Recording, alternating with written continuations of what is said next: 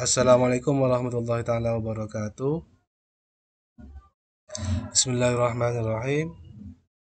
Selamat berjumpa kembali di channel Pejuang Madrasah Official. Bagaimana kabarnya hari ini, teman-teman sekalian? Saya doakan semoga semuanya dalam keadaan sehat walafiat dan semoga kita semua selalu mendapat ridho dari Allah Subhanahu wa taala. Amin, Allahumma amin. Baiklah, pada kesempatan kali ini saya akan berbagi tutorial tentang cara pelaporan SPT tahunan untuk badan. Dalam tanda kutip, di sini badannya yang non-profit, seperti madrasah, sekolah, ataupun yayasan. Seperti yang telah kita ketahui bersama bahwa tiap tahun kita harus melaporkan SPT tahunan kita, dan untuk badan itu terakhir tanggal 30 April tiap tahunnya. Nah, sebentar lagi bulan April akan berakhir, jadi ayo kita laporkan SPT tahunan badan kita supaya kita tidak kena denda sebagaimana yang telah diedarkan bahwa denda bagi badan yang tidak melaporkan SPT tahunan itu sebesar 1 juta rupiah. Nah, sebelum saya lanjutkan ke tutorialnya, silakan bantu like, subscribe, dan bunyikan loncengnya supaya teman-teman tidak ketinggalan dari apa yang saya update di channel ini. Nah, langkah awal untuk melaporkan SPT tahunan ini, kita terlebih dahulu masuk ke portal DJP online-nya. Kita ketikkan di sini DJP online. Nah, ini kita ambil ini.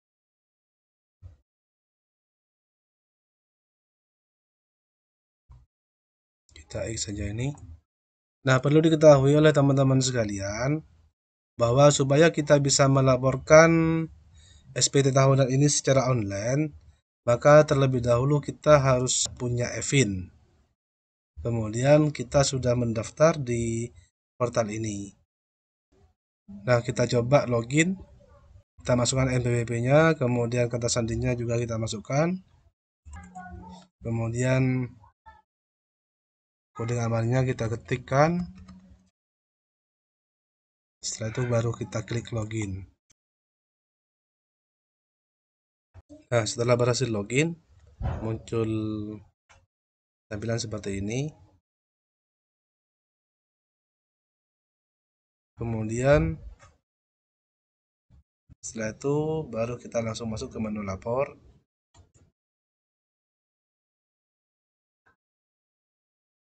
Nah, di sini untuk cara melapornya saya pilih yang pakai e-form PDF, bukan pakai e-filing. Jadi saya fokus di sini di e-form. Kita klik e-form ini. Nah, setelah muncul seperti ini, di sini ada arsip SPT yang menginformasikan tentang riwayat pelaporan SPT tahunan. Nah, di sini 2021 sudah dilaporkan, statusnya nihil, kemudian cara pelaporannya menggunakan e-form.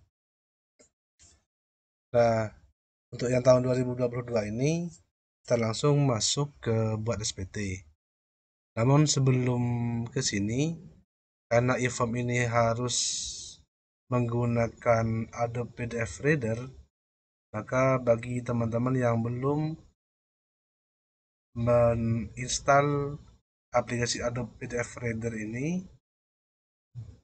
terlebih dahulu instalkan di laptop kita masing-masing atau di laptop teman-teman sekalian. Di sini caranya tinggal klik Adobe Acrobat Reader ini.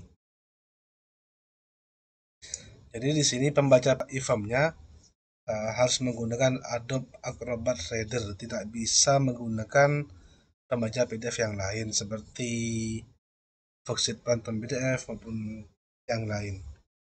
Jadi harus menggunakan Adobe Acrobat Reader ini. Dan di sini menggunakan yang 32 bit, walaupun sistem laptop kita menggunakan 64 bit. Teman-teman bisa langsung klik ini, kita coba. Nah, di sini tinggal pilih, atau bisa langsung mendownload di Google. Cari Adobe Acrobat Reader yang terbaru, yang versi 32 bit. Nah, setelah itu kita langsung masuk ke buat SPT.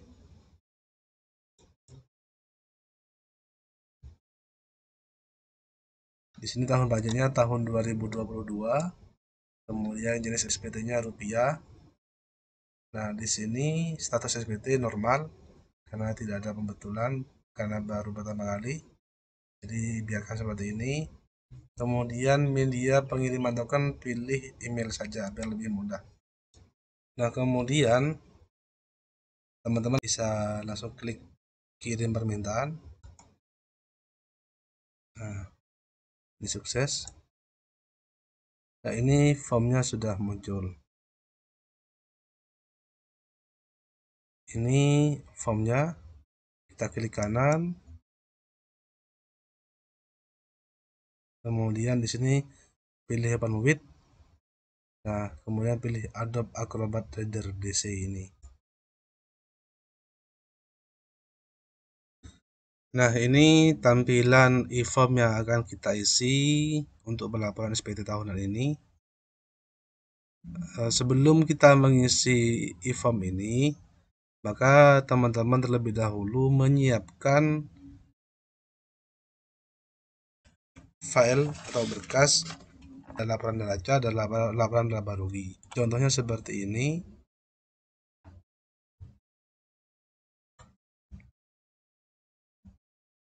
Ini contoh laporan neracanya, kemudian laporan laba ruginya seperti ini. Nanti saya lampirkan di video ini, teman-teman bisa mengambilnya di deskripsinya sebagai contoh. Nah, kemudian untuk mengisi e-form ini, di sini tampilannya tampilan induk. Jadi di sini teman-teman hanya mengisi yang warna merah saja. Ini harus diisi supaya tidak merah. Misalkan nomor telepon ini saya kasih 00 kodenya, itu sudah tidak merah. Ini tidak usah dirubah yang lain. Ini di bawah tidak usah diisi. Kemudian selanjutnya kita melanjutkan ke induk lanjutan, kita klik buka. Di sini kita tarik ke bawah, mengisi tempat dan tanggal pelaporan. Misalkan Pamekasan, tanggal pelaporannya hari ini. Setelah itu balik lagi ke atas. Ini tidak usah disimpan karena ini sudah otomatis. Baru setelah itu kita masuk ke form lampiran 1. Di form lampiran 1 ini yang harus kita isi di sini yang pertama yaitu di peredaran usaha. Jadi modalnya atau kita punya dana 30 juta. Nah, ini sudah otomatis terisi. Ini tidak usah di ke bawahnya, tidak usah.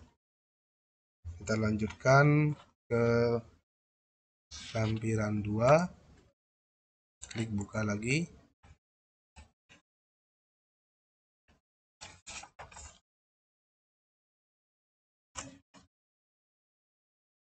Nah, di sini kita mengisi biaya usaha lainnya di biaya penyusutan dan amortisasi. Misalkan biaya penyusutannya 350.000. Kemudian di sini biaya lainnya, karena totalnya tadi 30 juta, maka menjadi 29.650.000. Nah, selanjutnya Kalau sudah kita mengisi ini, selanjutnya kita masuk ke lampiran 5, kita klik buka. Di sini kita mengisi nama pemegang saham atau pemilik modal.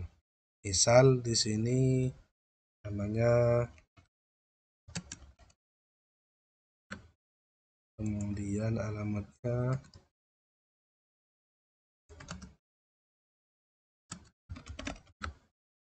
kemudian NPWP ini boleh tidak diisi kalau Anda tidak punya NPWP. Jadi ini dikasih 0, maksudnya dikasih 0 sebanyak digit NPWP. Kemudian jumlah modalnya tidak ada, di sini persentasenya 100. Nah, kemudian di bawah ini kita mengisi daftar susunan pengurus dan komisaris.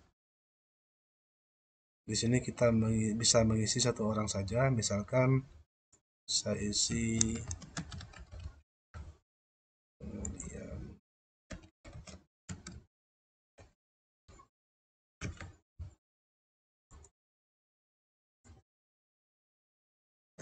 jabatannya misalkan di sini Haris. Nah, setelah mengisi lampiran 5 ini, selanjutnya kita mengisi di lampiran 1A. Kita buka ini, kita tambah di sini, misalkan kita punya barang, misalnya harta berwujud, kelompoknya kelompok 1, nama hartanya misalkan peralatan. Kemudian perolehannya misalkan bulan 2, kemudian tahunnya tahun 2020 misalkan. Kemudian harga perolehannya misal 2.500.000. Ini samakan. Kemudian metode penyusutannya kita ambil GL saja, kemudian besar penyusutannya 150.000, catatan lengkap. Nah, setelah ini baru yang terakhir kita mengisi form 8A. Jadi masuk ke ini dulu, induk lanjutan, kita buka, kemudian di sini lampiran 8A pilih yang 6 non kualifikasi, baru kita klik buka. Di sini kita isi kas dan setelah kas sebesar sesuai yang apa ya kita cantumkan di laporan kita, laporan laba rugi dan neraca. Kemudian kita ambil di sini aktiva lancar lainnya.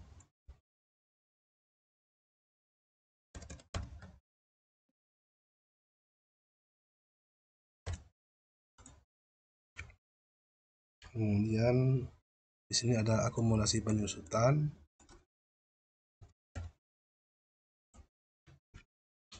Nah, kemudian selanjutnya di sini mengisi modal saham.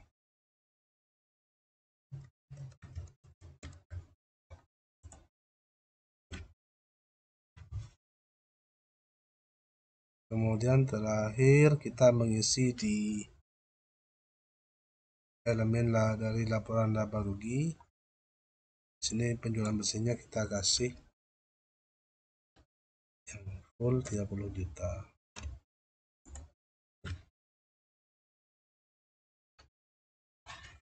Nah, sudah selesai sampai di sini. Kemudian kita kembali ke menu sebelumnya. Setelah itu kita klik kirim. Nah, di sini yang pertama ada menu unggah. Jadi kita mengunggah laporan keuangan yang 2 file tadi atau 2 laporan tadi. Di sini ada keterangan harus berbentuk PDF. Ukuran maksimalnya 20 MB. Jadi kita ambil yang tadi.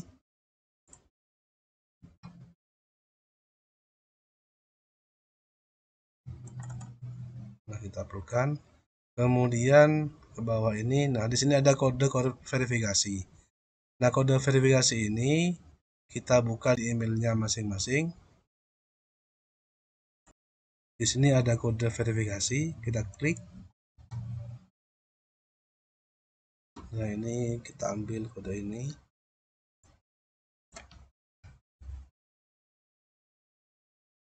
Kemudian kode verifikasi ini kita pastekan ke sini. Setelah itu kita klik submit. Kita tunggu sampai selesai. Nah, di sini ada keterangan submit SPT berhasil. Silakan cek email Anda untuk melihat tanda bukti penerimaan elektronik. Kita masuk ke email lagi, kita cek emailnya. Nah, di sini ada email masuk dari Ditjen Pajak. Nah, di sini muncul tanda bukti pelaporan SPT tahunan yang telah saya laporkan dengan status SPT nihil. Nah, tanda bukti ini bisa kita lihat juga di sini di arsip SPT. Nah, di sini sudah muncul tahun atau masa pajak 2022. Bisa klik lihat BPE ini, bukti pelaporan elektronik. Nah, ini.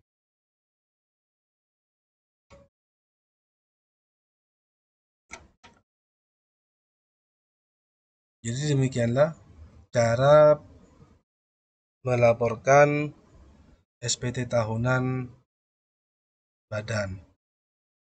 Mudah-mudahan tutorial ini bermanfaat. Dari saya mohon maaf atas segala kekurangan dan terima kasih atas segala perhatian. Akhirul kalam, assalamualaikum warahmatullahi taala wabarakatuh.